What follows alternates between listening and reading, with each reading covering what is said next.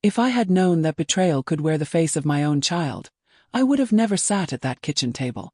They say love blinds you. Maybe that's why I didn't see the danger coming, not from strangers, but from the people who called me family. A single refusal was all it took to turn warmth into warfare. The smell of burnt coffee on my skin still clings to that memory, sharp and bitter, like the truth I tried so hard to ignore. The painful realization how quickly affection turns to accusation when money is involved. How easily a lifetime of sacrifice can be repaid with humiliation. I never imagined that protecting what was mine would make me an enemy in my daughter's home. But that morning, when the steam rose from my lap and her voice turned cold, I realized something chilling. Blood may bind us, but it can also burn. I didn't fight back. But something inside me shifted. Quietly, permanently. I decided to take action and end it all. Before we continue with the story, comment where you are watching from. Don't forget to like, share, and subscribe to this channel to get more uplifting stories about women that have been betrayed and mistreated by family members, but still got back on their feet with a happy ending. Now back to our story. It started in my daughter Vanessa's kitchen, a place that once held laughter, sunlight, and the comforting rhythm of family mornings. That day, though, the light seemed colder. The smell of freshly brewed coffee, which once meant home, now felt like a warning. I sat quietly at the small round table near the window, cradling my mug and trying to ignore the tension that hung in the air like a heavy curtain. Vanessa moved briskly around the room, her slippers slapping against the tile, muttering about bills and appointments. Her son, Ethan, sat across from me, his thumbs flying across his phone screen, barely acknowledging my presence. When he finally spoke, his tone was casual, too casual for what he was asking. "Grandma," he said, still looking at the screen, "can I use your credit card again? There's this gaming chair I need. It's just 8,000. My heart sank. I smiled faintly, hoping kindness might soften the moment. "That's a lot of money, Ethan. I think the answer will have to be no." The sound that followed wasn't silence. It was judgment. Vanessa stopped moving, her shoulders stiffening. When she turned to face me, I saw no trace of the daughter I'd raised. She looked at me like I was a problem she needed to solve. "Why do you always make things so difficult?" she said, voice low, deliberate. Before I could answer, before I could even blink, she lifted the coffee pot and poured the scalding liquid straight into my lap. The burn was instant. I gasped and stumbled to my feet, the cup slipping from my hand and shattering against the floor. My thin pajamas clung to my legs as pain tore through me. I remember looking at her, searching her face for remorse, for anything human. But all I found was a calm, calculating stare. "If you can't help," she said coldly, folding her arms, "maybe you shouldn't live here. We're not your caregivers, and this isn't a home for the elderly." The words cut deeper than the burn. I stood there dripping, trembling, and suddenly it was all clear. I wasn't her mother anymore. I was her burden, her walking bank account. I didn't argue. I didn't cry. I just stood there, feeling the warmth fade from my legs and from the kitchen where I had once baked her birthday cakes and packed school lunches. My voice, when it came, was quiet but steady. "I'll be gone before sunset." Neither of them said a word. Not even Ethan looked up. That morning, something inside me broke, but not in the way Vanessa hoped. It wasn't weakness that filled me. It was resolve. I realized right then that love without respect was just control. And as the coffee soaked into the floor, I made myself a silent promise. She could take my trust, my comfort, even my place in that house, but she would never take my dignity again. When I closed the door to the guest room, the weight of the morning settled over me like dust after a storm. My hands were still trembling, and the faint sting of the coffee on my skin pulsed with every heartbeat. This room had once been my sanctuary. Pale curtains, soft yellow walls, a view of the garden I helped plant before my hip surgery. But in that moment, it felt more like a holding cell than a home. The silence was deafening. No one knocked. No one asked if I was all right. Down the hallway, I could hear Vanessa's voice, calm and detached, as if the argument had already been erased. I sat on the bed and looked around at the space that held so many quiet compromises. The folded blankets, the pill bottles lined neatly on the dresser, the framed family photo that no longer felt like mine. I tried to steady my breathing as I reached for my purse, my fingers brushing against the worn leather strap. I told myself I'd just grab my essentials and go. My ID, my card, the little envelope of emergency cash I kept tucked inside. But when I unzipped the first pocket, my chest tightened. I tried the second one. Nothing. Third. Still nothing. My heart started to pound. I turned the purse upside down, letting the contents spill across the bed. Tissues, old receipts, a lipstick I hadn't used in months, but no wallet. No identification. No money. For a long moment I just stared. Then it all connected. Every helpful gesture Vanessa had made. How she'd offered to handle my bills, saying, "You shouldn't stress yourself." How she'd convinced me to go paperless, claiming it would simplify things. How she'd started keeping my mail safe because you don't need to worry about junk letters. I remembered the pharmacy trip weeks ago. The day she insisted on carrying my bag while I hobbled slowly on my cane. I thought she was being kind. Now I knew better. It wasn't kindness. It was control, carefully constructed, disguised as care. Cold calm came over me. The kind that only comes after you've been shocked so many times that numbness starts to feel like armor. I sat there, looking at the mess on the bed, and I understood what had really happened. I had been erased in my own life. But not completely. Because there was still one thing she hadn't taken. My will to leave. My voice. My decision. I wiped my eyes, stood slowly, and steadied myself against the dresser. My reflection in the mirror looked older, yes, but sharper. A woman who had finally seen the truth. "I'll be gone before sunset," I whispered, barely recognizing my own voice. And for the first time in a long while I believed myself. When I dialed Mr. Caldwell's number, my hands were still trembling. I wasn't even sure what I expected him to say. Maybe that I was overreacting, that things would settle down. But the moment he answered, I heard something I hadn't in a long time. Genuine concern. "Ruth," he said, voice steady but gentle. "What's wrong?" I couldn't speak at first. The words jammed in my throat like splinters. When they finally came out, they were simple. "I need to leave." He didn't ask why. He just said, "I'll be right there." True to his word, 20 minutes later, I heard the crunch of tires on the gravel driveway. Through the window, I saw his familiar blue sedan, the same one he used to drive to Sunday services back when his wife was alive. He stepped out slowly, still tall and deliberate in his movements. His hair a cloud of silver against the fading daylight. When he saw me standing by the door with my suitcase, he gave a small nod. "All right," he said quietly, taking the handle from me without another word. "Let's get you out of here." He carried the suitcase as though it held more than just clothes, as if he understood it contained the last pieces of a life I'd been forced to abandon. I didn't look back when we left. The door clicked behind me, final and merciless.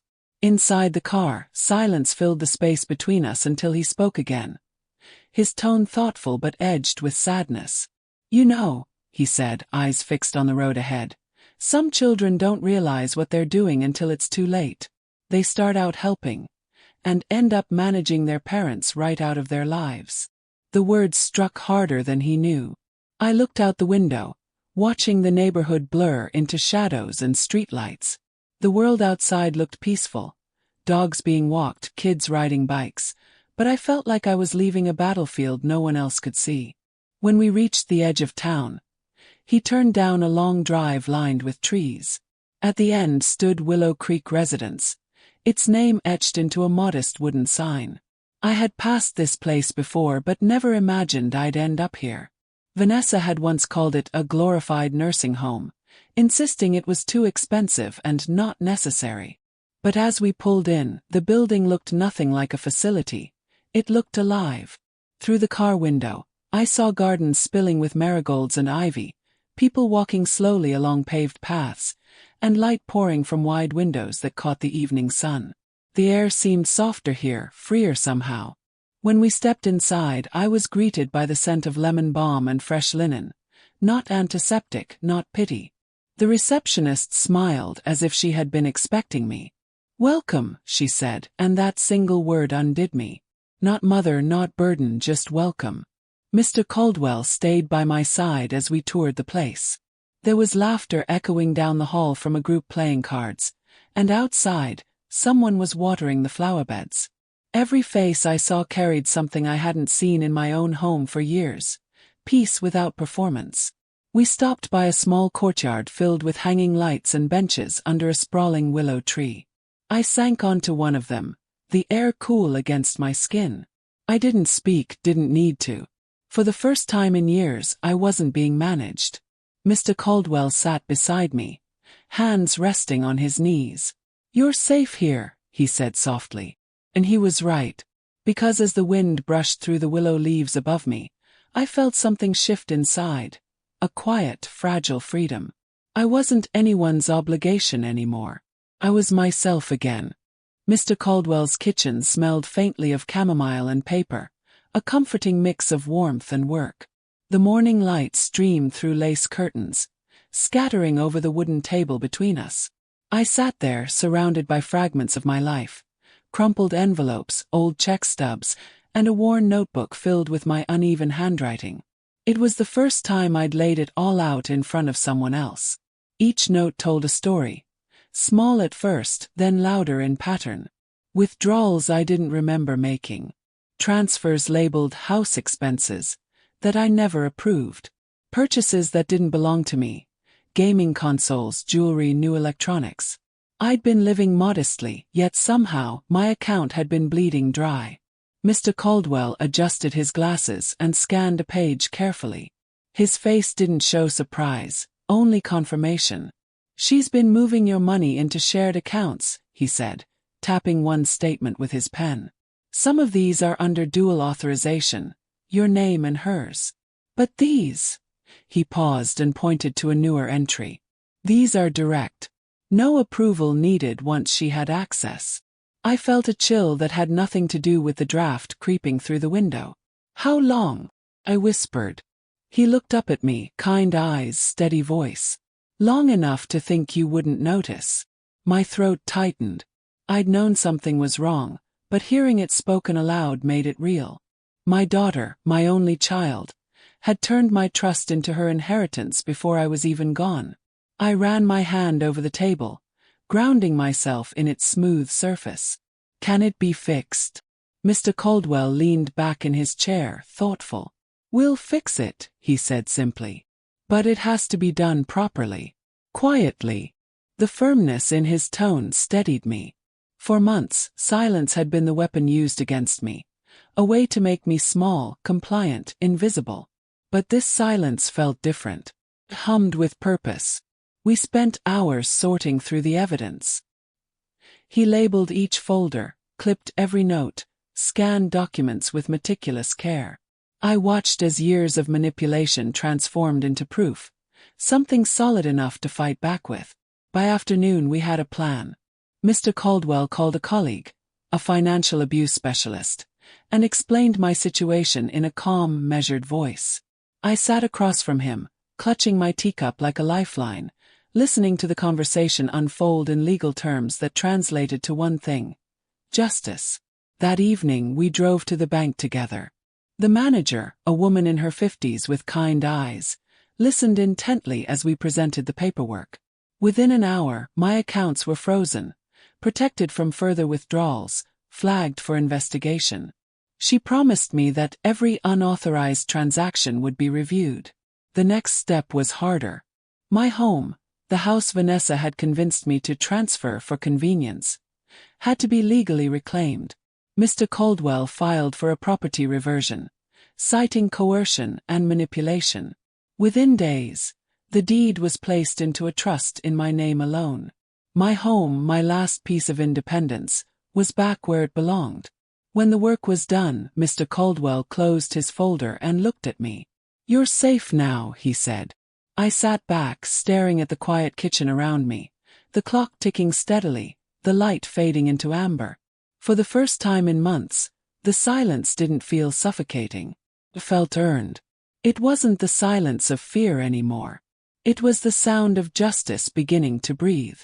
When the call came, I was in the garden at Willow Creek, watering a row of lavender that had begun to bloom again. The phone buzzed against my palm, Vanessa's name flashing across the screen.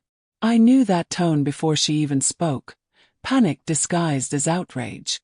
"There's someone walking through my house," she snapped, her voice sharp and trembling. I took a breath, calm as the morning air. "You mean my house?" I said softly. There was silence on the other end, the kind that weighs more than words. Then came her accusation, bitter and trembling. "You're being cruel." I let the pause stretch before answering. "I'm not cruel, Vanessa. I'm clear." She hung up, and for the first time in months I smiled. Not from joy, not from revenge, but from something steadier. Closure. The real estate assessor, a polite woman named Ruth, later confirmed that the walkthrough had gone smoothly. I imagined Vanessa pacing through the kitchen I once loved, furious that the walls she'd claimed were no longer hers to hold. Justice didn't arrive with fanfare. It arrived with paperwork, signatures, and silence. Weeks slipped by. Letters began to arrive at Willow Creek, creamy envelopes with my daughter's familiar handwriting looping across the front. The first one began with, "I'm sorry." I didn't make it past the third line. I could see where it was going. Regret rewritten as guilt, ending with a request for help. The bills were piling up. Ethan had fallen on hard times. Life had been unfair to them. The second letter came a week later. Then another. They all followed the same pattern. Half apology, half demand. I stopped opening them after the third. Instead, I dropped each one directly into the shredder in the common room.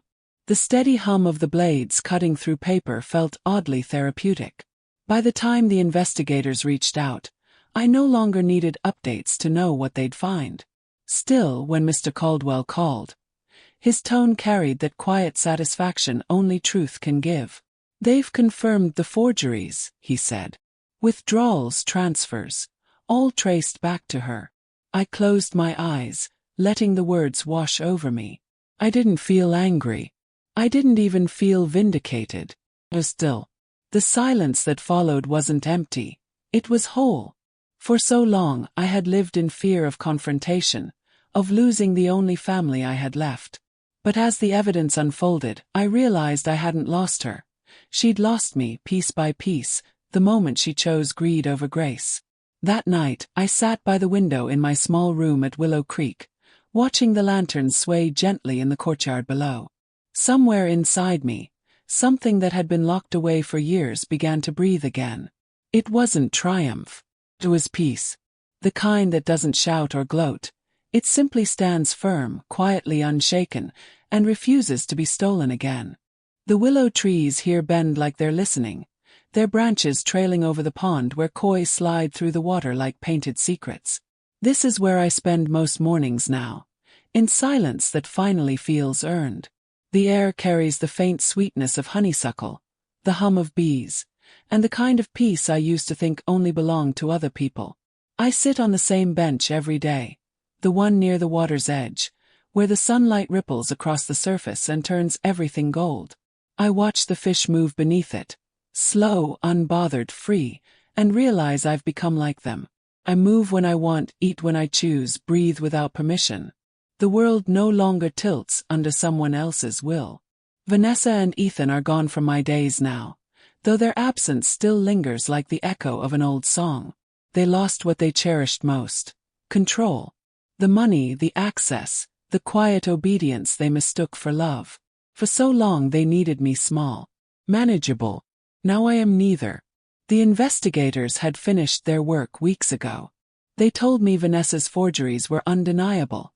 Her handwriting, her login, her recorded voice on calls to the bank pretending to be me. I didn't feel triumph when I heard that. Felt release. Justice doesn't roar. It exhales. Sometimes in the soft stillness of dusk, I think of the house she claimed as her own, the kitchen where sunlight once meant warmth, not humiliation. I wonder if she walks through it now and feels the hollow, the echo of what she thought she'd taken forever. I'm not angry anymore. Anger is heavy, and I've carried enough weight in my life. A husband gone too soon, a daughter who mistook love for entitlement, a body that needed mending. What I feel now is clarity, a clean, unflinching awareness of what was done to me, and what I allowed because I thought forgiveness was the same as peace. It wasn't. Forgiveness without change is permission, and I have stopped granting it. The wind moves through the leaves above me, brushing against my hair, whispering like an old friend. I tilt my face to the light, close my eyes and breathe it in. This quiet, this small, ordinary freedom is everything I ever wanted. I whisper the words softly, more to myself than the world. I'm safe now, not from them, but from the part of me that kept forgiving what never deserved forgiveness. The koi ripple beneath the surface, the willow sways, and for the first time in years I feel whole. I am not someone's mother or caretaker or source of convenience. I am simply me, unowned, unafraid, and finally free.